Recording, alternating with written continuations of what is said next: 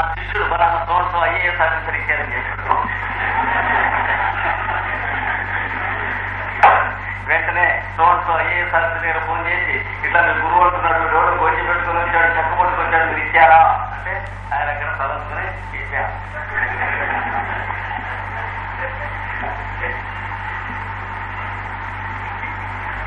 చదువుకునే చాలా చదువుకున్నాయి కానీ చదువులలో మర్మం కావాలి.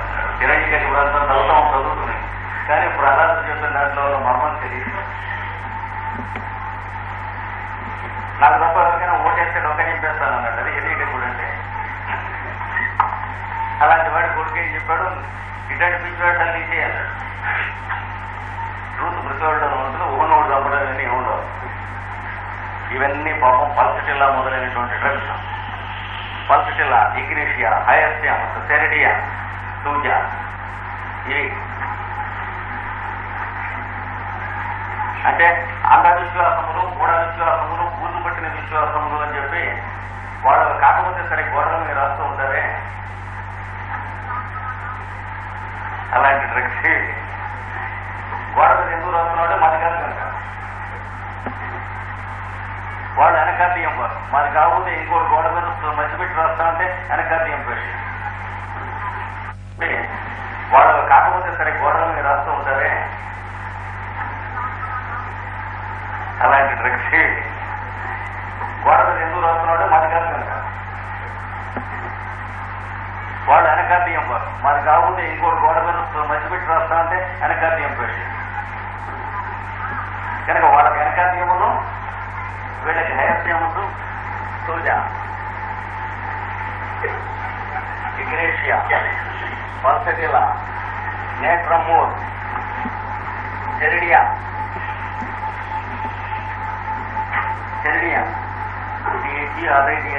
సెరిడియా, ఇవి అంధవిశ్వాసములు, మూర్ఖ విశ్వాసములు, పూర్తి పట్టిన సిద్ధాంతములు అంటారు చూడండి.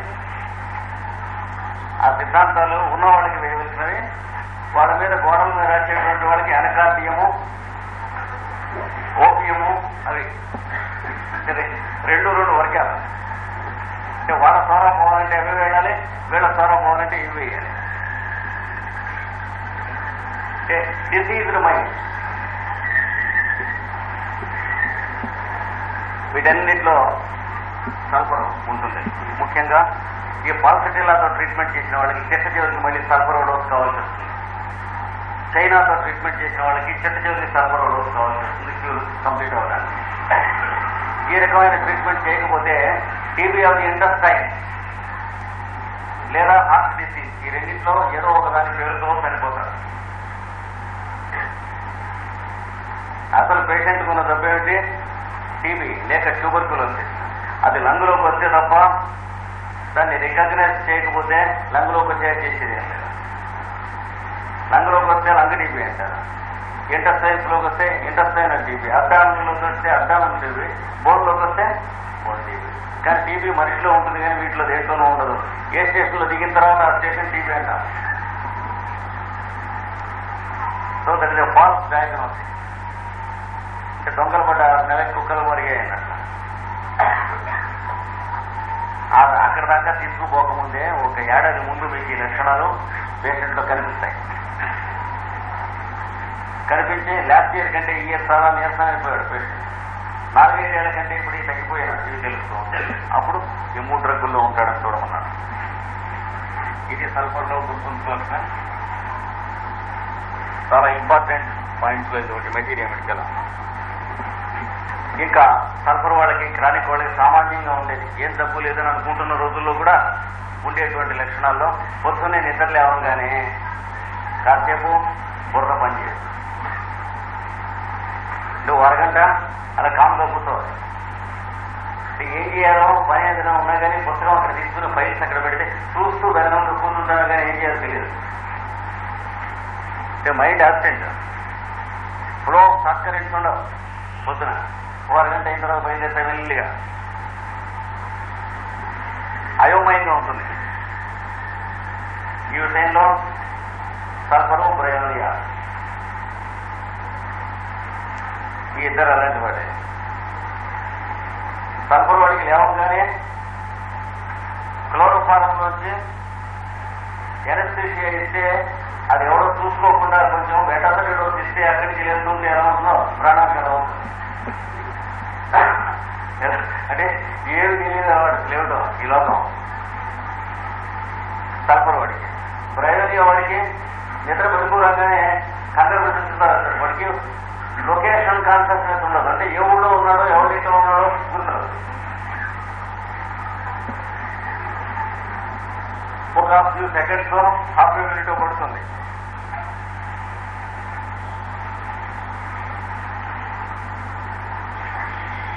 అర్ధరాత్రి ఏదైనా కనుక అర్జెంటుగా నిద్ర లేకపోతే బ్రైవరీ వాడు ఇంకేంటి అయోమయం, కన్ఫ్యూషన్. అది కదా మనం ఊరికి రావాలి కదా, బయట కూడుతానికి ఇప్పుడు 2:30 అయింది లేదు, స్నానం చేయండి,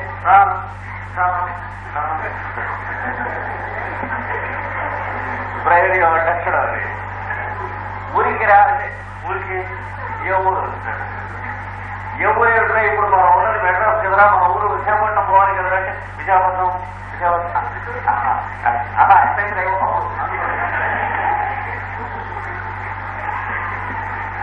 అంటే వాడికి లొకేషన్ కాన్షియస్నెస్ పోతుంది పొరపాటు.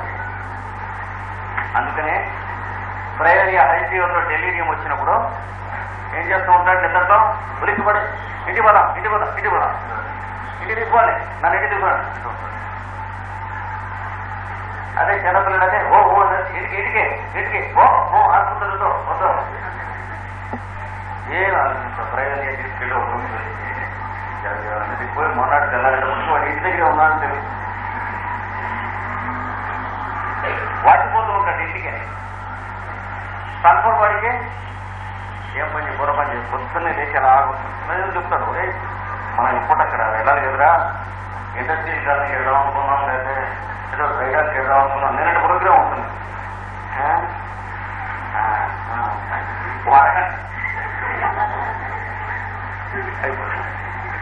సల్ఫర్లో 20 లక్షణం శుభ్రంగా కనిపిస్తూ ఉంటుంది. వాడికి సోరిక్ పేషెంట్, వాడికి ఏ తప్పు ఉండదు, ఇట్లాంటి తప్ప ఊరుకుంటే అన్ని తప్పులు వస్తాయి. ఇంకా 5-6 ఏళ్ళలో తర్వాత నెక్స్ట్ ఇంకో మోడల్ సల్ఫర్ మోడల్ కేసులోనే సివియర్ హెడేక్స్ అనేవి చాలా డీపర్సన్స్ అన్నిటికీ ఉంటాయి, గుర్తుపెట్టుకోండి.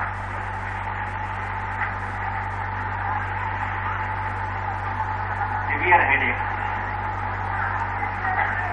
అంటే విపరీతమైన తలనొప్పులు, మామూలు చిన్న తలనొప్పులు కాకుండా పిచ్చెక్కినట్టు వస్తాయి.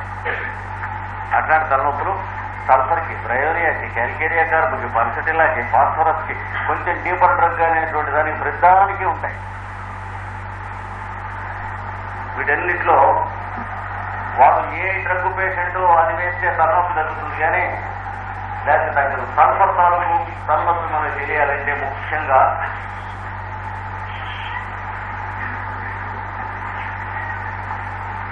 ఫ్రీక్వెంట్ గా నిద్రలో ప్రారంభమవుతుంది వాడి పిచ్చి తలనొప్పి.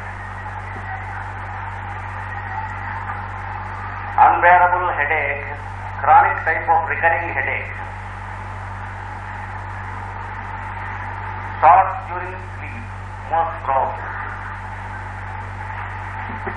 చాలా పర్యాయములు నిద్రలోనే ప్రారంభమవుతుంది. ఎంత డీప్ గా ఉన్నా నిద్రలోంచి పాపం తప్పుడు మెలుకోరాదు. వాడికి తలనొప్పి అనుభవిస్తూనే నిద్రపోతూ ఉంటాడు. అప్పుడు మీకు తెలుస్తూ ఉంటుంది. ఏం చేస్తూ ఉంటాడు, తలకాయ ఇటు అటు కొడుతూ ఉంటాడు బెడ్ మీద. తను మనిషి మొత్తం డొల్లుతూ ఉంటాడు, అటు నుంచి ఇటు నుంచి అటు మురుగుతూ ఉంటాడు, రొప్పుతూ ఉంటాడు, రోస్తూ ఉంటాడు. అంటే గ్రోనింగ్, మోరింగ్, షాకింగ్ అని చెప్పాడు. ఇవన్నీ ఉంటాయి. ఈ sleeping with bursting unbearable headache. ఒక్కొక్కప్పుడు అన్బేరబుల్ హెడేక్ వల్ల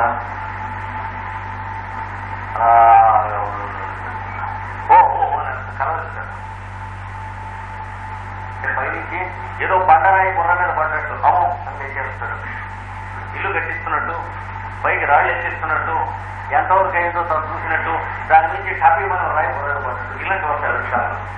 చాలా పెద్దగా ఉంటుంది. బయటికి పడుతూ సహా రాగానే కూడా పడబోతుందని ఓ అని వస్తాడు. ఇక్కడికి వచ్చేసి ఏమిటంటే రాయదు ఆ ప్లేస్ వచ్చి చనిపోయిన ఒకటే అప్పుడు తెలుసుకోవాలి. ఇదే సమాజంగా ఉంది. కొంతమందికి దాన్ని పడుకోబెట్టి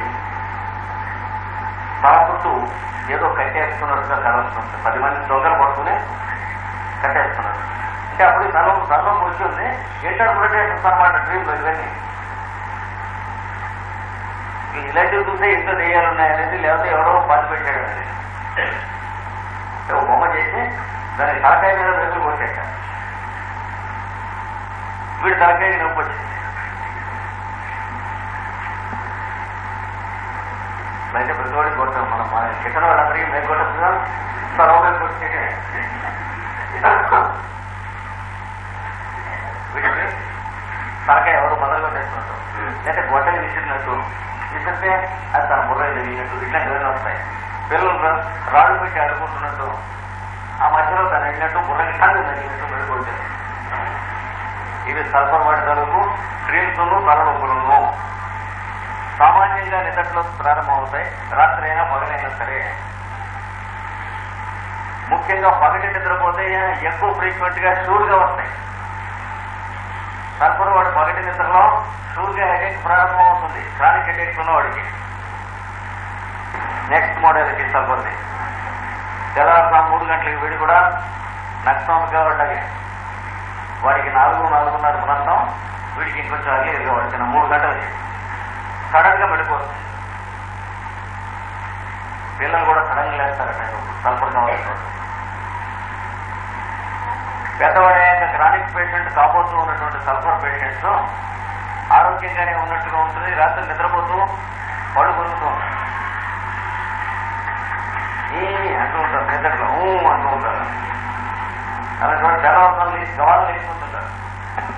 సడన్ గా మెడిపోతుంది. ఏమిటంటే దెయ్యం కనిపించింది అంటారు. సల్ఫర్ వాడిలో కూడా కొద్దిగా సడన్ గా లేచేటికి అలాంటి అనుమానాలు వస్తాయి వాడికి. తర్వాత ఆ మెరుపు రావడం తర్వాత 5 AM వరకు నిద్రపడతాం. వాళ్ళనే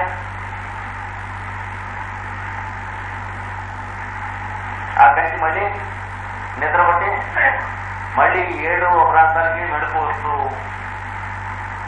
భయం వేస్తుంది, లేవాల్సి వస్తున్నది. ఎందుకని ఆ నీరసం ప్రాణం తీసేస్తున్నట్టు, గుండెలు లాగేస్తున్నట్టు ఉంటుంది. కనుక 5 AM మళ్ళీ నిద్రపోయి 7-7:30 మధ్యన మెడుపు వచ్చి అతి నీరసము పక్క నుండి లేవలేకపోవుగా. వీడికి అందరికీ నిద్రపోతే అలసట తగ్గుతుంది. వీడికి నిద్రపోయి లేస్తే అలసట ఎక్కువ అవుతుంది. అంటే he is not refreshed after sleep. చాలా డ్రగ్స్లో ఉంది, సల్ఫర్లో ముఖ్యంగా ఉంది. ఇంకా సల్ఫర్ వాడే మెంటాలిటీ లక్షణం ఏంటంటే తెల్లవారుతూ ఉన్నదని తెలుసుకుంటాను ఈ భయం. ఎందుకంటే లేచి రొటీన్లో పడాలి కనుక నీరసంగా ఉంటుంది, ప్రాణం తీసుకున్నట్టు. అందుకని ఎదురుకుండా కిటికీ కనిపిస్తున్న కన్నులు మూసుకునే కలుపుకుంటున్నారు. అంటే తొలి వెలుగు యమదూత వలె కనిపిస్తుంది. ఇంకా చీకటిగా ఉందంటే ప్రాణానికి హాయి. అందుకని కిటికీలకి విండో కర్టెన్స్ మరి మొత్తగా ఉంటాయి చూడండి, బ్లాంకెట్స్ అలాంటివి వేసుకుని గదిలో చీకటిగా, అంటే గదిలో కూర్చుంటే ఇది పగలో ఇది రాత్రిలో తెలియని చోట నిద్రపోకుండా సల్ఫర్ వారికి మహానందము. చాలా very strong mental symptoms of sulphur, by which you can very easily pick out the sulphur patient. ఇదొకటి. రక్తం ఇలా మొత్తం రక్తం అంతా తలలో పరిగెడుతున్నట్టుగా అనిపిస్తున్నప్పుడు, ఒంట్లో ఉన్న నెప్పులంతా ఏదో ఇక్కడ కాన్ఫరెన్స్ జరుగుతుందన్నట్టుగా బుర్రలోకి ఎక్కుతున్నట్టు ఉంటుందంట. Surging of blood to the head. నిజంగా ఎక్కదు, సెన్సేషన్ వీడికి. ఉన్న బ్లడ్ అంతా బుర్రలోకి ఇస్తే ఫ్లైట్ మనం వెళ్ళిపోతున్న పైన వాడికి అలా అనిపిస్తుంది అనమాట. The sensation of surging of blood to the head. రక్తం తలలోనికి ఎక్కుతున్నట్లు అనిపించుట.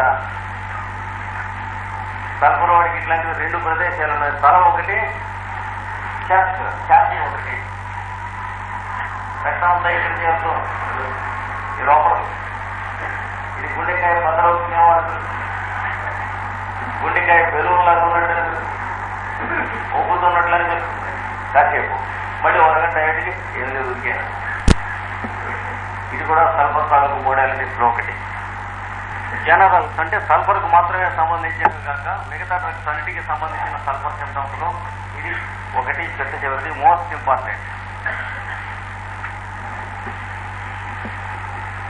అక్యూట్ డిసీజెస్ లో ఇది కలరా, టైఫాయిడ్ మొదలైనటువంటి న్యూమోనియా వీటిలలో ఏమేమి ఉన్నాయి? జ్వరం, దగ్గు, కఫం, సంధిగుణం, తలనొప్పి, గడ్డ, పెద్ద కురుపు.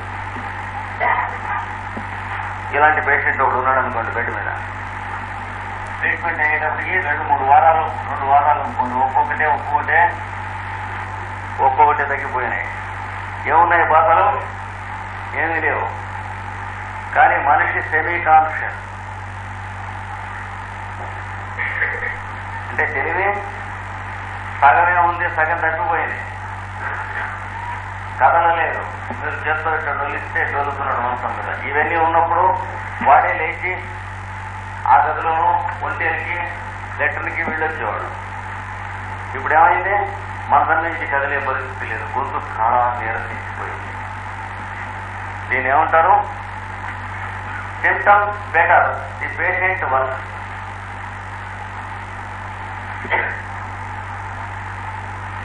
Symptoms better, patient work. అంటే వేదనలు తగ్గి రోగి నీరసించాను. మనకు కావాల్సింది ఎవరు? రోగి.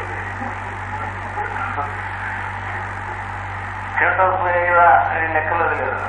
అక్కడికి బాగానే విసిరి చేసామంటే తగలదు కూడా.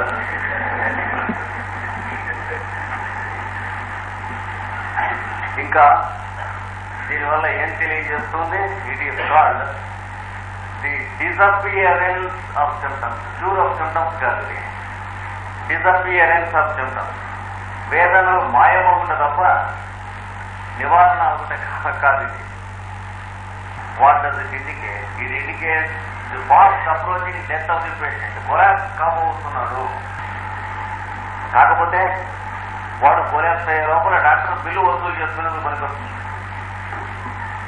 మరి చూసిన తలనొప్పి తగ్గింది కదండి, 10 రూపాయలు. జ్వరం తగ్గింది కదండి, 15 రూపాయలు. ఇట్లా అన్ని తగ్గినాయి కదండి మా బిల్లు. అందుకు పనికొస్తుంది. నాతో వైద్యం నమస్కారి కలియుగ ధర్మాలు చూస్తూ ఒక ప్యారడీ రాశాడు ఒక ఆయన 12th సెంచరీలో సంస్కృతిలో. ప్రతి ప్రొఫెషన్ గురించి 20th సెంచరీలో ఎలా ఉంటామో చెప్పాడు.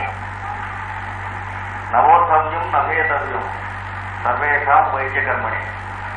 వైద్యం చేసేటప్పుడు ప్రొఫెషనల్ డాక్టర్ నీకేం భయం లేదు అన్నట్టు నిజంగా మందు పుచ్చుకోవడం, నీకేం లాభం లేదన్నట్టు మందు పుచ్చుకోవడం. ఈ మధ్య పెట్టి వాడిని తాగలేకుండా బదలేకుండా అక్కడ పడ్డప్పుడు లాగన్నాడు. వీడు from the point of the doctor ఏమిటంటే వాడు పచ్చముద్దులు స్నానం చేసే లోపల నువ్వు బిల్లు వసూలు చేయకపోతే వాడికి కనిపించదు అని ప్రతి ప్రొఫెషన్కి రాశాడు. సంస్కృతిలో కలిపడం మొదలు కానీ 100 పోయిన ఒక్కొక్కటి ఒక్కొక్క ప్రొఫెషన్కి రాశాడు. వాళ్ళకి వరకు వస్తుంది ఇది. కనుక ఇలాంటి స్థితి వచ్చినప్పుడు కోలా అంటారు దీన్ని. సంతోషించకండి, డబ్బులు తగ్గినాయి. ఇలాంటి స్థితి నుంచి రక్షించేటువంటి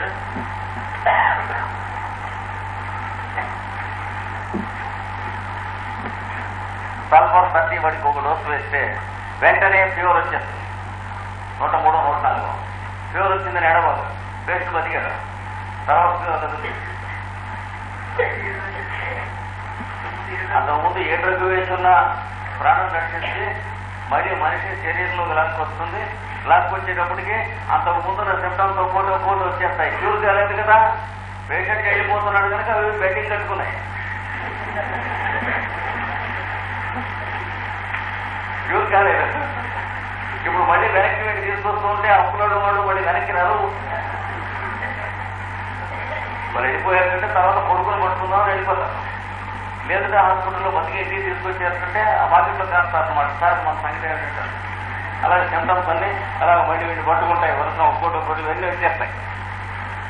వచ్చిన ఏం చేస్తాం, పేషెంట్ బతికాడని తెలుసుకో. లాభం లేని వాడి దగ్గరికి ఎలా అయితే ఫ్రెండ్స్ మనుషులు వెళ్ళరో సింటమ్స్ కూడా అలాగే వెళ్ళరు. చుట్టాలు వెళ్ళరే అలాగే సర్కులు వేస్తే మళ్ళీ వెనక్కి తిరుగుతుంది.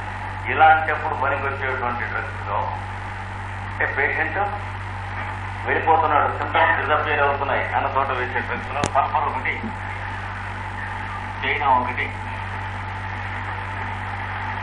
ఆర్సినికం ఆల్బమ్ ఒకటి, లిబోరస్ అనేటువంటి ఔషధం ఒకటి, కార్బో వెజిటబుల్స్ అనేటువంటి ఔషధం ఒకటి, కార్బో వెజిటబుల్స్ ఇవన్నీ కూడా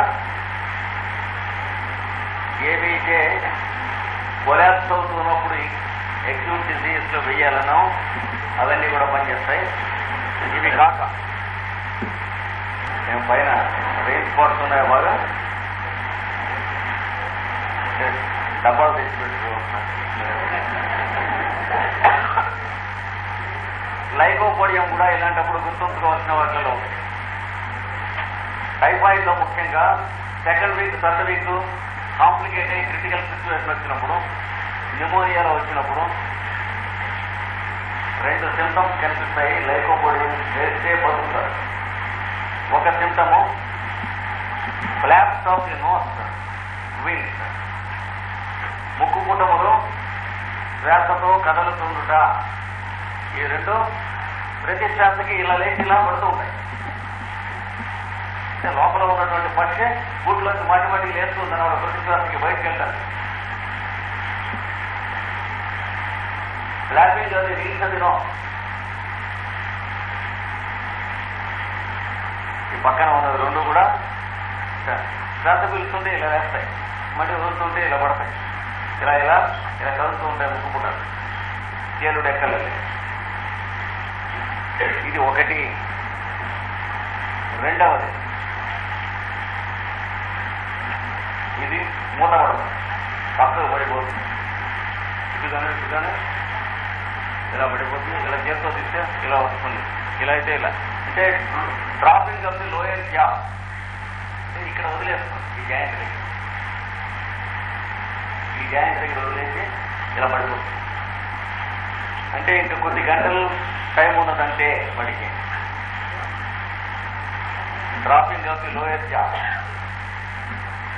వాడికి లైకోపోడియం 200 ఒకటి అవుతుంది. అదే ఉంటే వెంటనే 10 minutes లో పిక్చర్ అంతా మారిపోతుంది. మామూలు తెలియదు. ఈ కండిషన్స్ లో సింటమ్స్ అన్ని డిజపేర్ అవుతాయి. సంతోషించకూడదు, జాగ్రత్తగా ఉండాలి. అంత ముందు 48 గంటలు మనకి టైం ఇస్తాయి. ఒక్కో సింటమ్ తగ్గుతూ మనిషి థింక్ అవుతూ ఉంటాడు. చూసి టెంపరేచర్ తగ్గింది, ఇంకా హెడేక్ తగ్గాలి, ఇలా లెక్కేసుకోకూడదు. పేషెంట్ తగ్గుతున్నాడు, దీపం తగ్గిస్తున్నట్టు అవుతుంది. అందుకని ఎప్పుడు కూడా మనకి మనిషి ఏ కాలంలో ఉన్నాడు అది ముఖ్యంగానే టెంపరేచర్ ఒక డిగ్రీ రైజ్ అయిందా తగ్గిందా అని ఎన్నడూ చూసుకోకూడదు. టెంపరేచర్ కొంచెం రైజ్ అవ్వాలంటే ఇంకో 2 గంటలు రైజ్ అయి ఉంటుంది. తర్వాత కాంప్లికేషన్ అనేది కనుక లేకుంటే అది ముఖ్యం. కొన్ని మిస్సిలేనియస్ పాయింట్స్ సల్ఫర్లో ఇప్పటికీ మెయిన్గా చెప్పుకోవాల్సి ఉన్నాయి, అయిపోయినాయి. కొన్ని మిస్సిలేనియస్ పాయింట్స్ చెప్పుకుందాం 2-3. ఎక్కడైనా పుండ్లు కానీ చర్మం దెబ్బలు కానీ నలిగిన కానీ ఉన్న చోట కొద్ది రోజులు అయ్యేటప్పటికి నీలంగాను నల్లగాను రక్తం మారుతుంది, రంగు మారుతుంది. The colour of the blood changes bluish or black in injuries or bruise. ఇది సల్ఫర్ లెకసిస్ అండ్ రూస్టాక్ ఈ 3 ఉంటుంది 3 పేషెంట్స్కి. రెండవ పెక్యులర్ పాయింట్ బాగా ఓపెన్ లో రైన గాలేస్తున్న చోట కనుక కొంచెం ఎక్కువసేపు నుంచుంటే ఓ పావు గంట అరగంట మాట్లాడుకుని ఉంటున్నాం. ఇలా బుర్ర రీలింగ్ వెళ్ళి వస్తుంది. షిప్పులో ఉంటున్నట్టుగా ఉండదు పెట్టాం. రీలింగ్ వస్తుంది, చూస్తాడు, స్టాగరింగ్ వస్తుంది. ఏం చేత కొంచెం గాలి ఎక్కువగా ఉన్న చోట నుంచుంటే ఎక్కువసేపు నుంచుంటే చూస్తాడు. ఇది ఆరు బయటే కాదు, లోపలైనా సరే ఎక్కువసేపు నుంచుంటే తూలుడు వస్తుంది వాడికి. ఒక గంట నుంచోబెట్టి మాట్లాడారనుకోండి తప్పట్టు వెంటనే చూస్తాడు. ఇంకా నుంచుని మాట్లాడుతూ ఉండగా కళ్ళు మూసుకుంటే చూస్తాడు. కళ్ళు తెరిచుంటే శుభ్రంగా ఉంటుంటాడు, కళ్ళు మూసుకుంటే తూలుతాడు. సల్ఫర్ వాడు వీటితో ఇంకోటి కూడా ఉన్నాడు గుర్తుంచుకోవాలి. కళ్ళు మూసుకుంటే తూలుతాడు అనేవాడు. అంటే vertigo while closing the ice and standing. Vertigo while closing the ice and standing. నిలబడి కన్నులు మూసినతో తూరుట, కన్నులు తిరుగుట. సల్ఫర్కి ఉంది. కోనియం మ్యాక్యులేటం అనేటువంటి one of the very very deep drug which cure most incurable disease. Conium one of the anti syphilitic drugs. Congenital గా పిల్లలకు ఉన్న జబ్బుల దగ్గర నుంచి తరతరాల నుంచి మనకు వచ్చేటువంటి సంక్రమించేటువంటి బోన్ డీప్ వ్యాధుల దాకా ఇది క్యూర్ చేస్తుంది. టైంలో కనుక దీంతో క్యూర్ మొదలైతే దీన్నే హెమ్లాక్, పాయిజన్ హెమ్లాక్ అంటారు దీన్నే. దీంతోనే సోక్రటీస్ను చంపిరి. ఈ ఆకుపచ్చలు చెవులో పోసి శరీరం ఖండఖండాలతో అంగుళం చచ్చిపోయి మిగతా భాగం బతికి ఉంటాడు, మరణవేదన అనుభవిస్తాడు. చిత్రవత చంపడం కోసం ప్రాచీన గ్రీసు దేశమునందు ఈ చెట్టు వాడబోయాడు. This is the plant with which they killed Socrates. ఇదే హ్యామ్లెట్ నాటకంలో మెన్షన్ చేయబడినటువంటిది.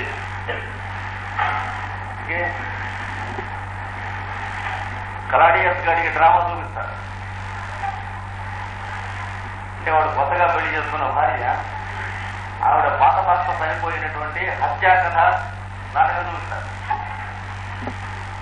చూపిస్తే వాడి చెవులో నిద్రపోతూ ఉండగా ఈ పాయిజన్ పోసి చంపేస్తాడు. ఇది కూడా అందులో కూడా మెన్షన్ ఉంది, హెమ్లాక్ పోసి చంపారు. అంటే ఇది ప్రసిద్ధమైనటువంటి పాయిజన్స్ లో, ప్లాంట్ పాయిజన్స్ లో